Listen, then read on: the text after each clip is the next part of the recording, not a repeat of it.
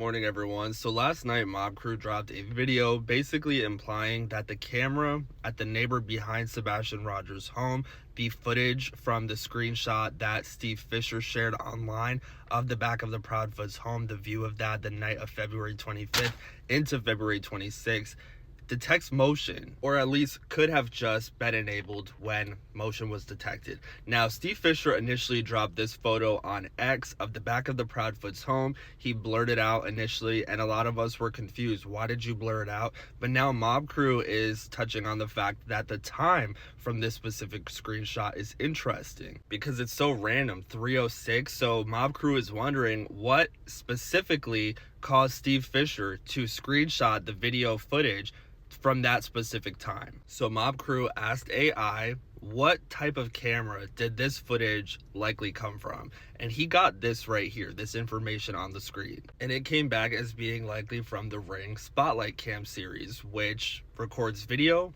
as well as audio. And there are also cameras that start recording when motion is detected. So essentially, if anyone had left outside of the Proudfoot's back door the night of February 25th into February 26th, it would have been caught on this camera because their motion, even just walking in front of a light in the garden bed, would have triggered this camera to turn on and start recording. But we're being told by those who have this footage, who have seen this footage, Sumner County Sheriff's Office, as well as Steve Fisher and the Proudfoots, that nothing was captured from the back view of the Proudfoot's home that night. So that begs the question as to how this screenshot on the screen was taken from the back neighbor's camera if motion was not detected at 3:06 in the morning. And I think I have an answer for this. So I have a Ring camera. If you guys have a Ring camera, you know that they do detect all motion. So it could be an animal up at the steps of your house,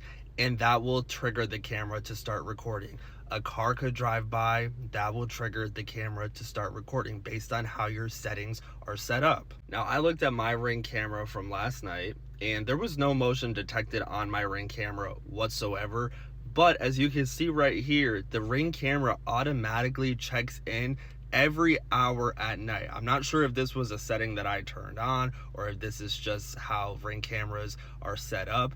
But as you can see, it goes from 10:05, 11:05, 12:05, 1:05, 2:05, and so on every hour. And every time that the Ring camera kind of checks in, it runs for about a minute, and then unless motion is detected, it goes on to the next hour. So if the same thing happens with the Proudfoot's back neighbor's Ring camera like mine, then that would indicate why there was footage from 3:05 to 3:06 on the morning of February 26th. Not because there was motion detected necessarily, but because the Ring camera was just checking in at the top of the hour. Law enforcement has the footage of the Ring camera on the back of the Proudfoot's home from that entire night. So if motion was detected, they would have known, they would have seen that. And unless there is some sort of corruption taking place within the Sumner County Sheriff's Office, which is very possible, I don't think that there was ever motion detected from the back of the Proudfoot's home of anyone leaving or entering the home the night of February 25th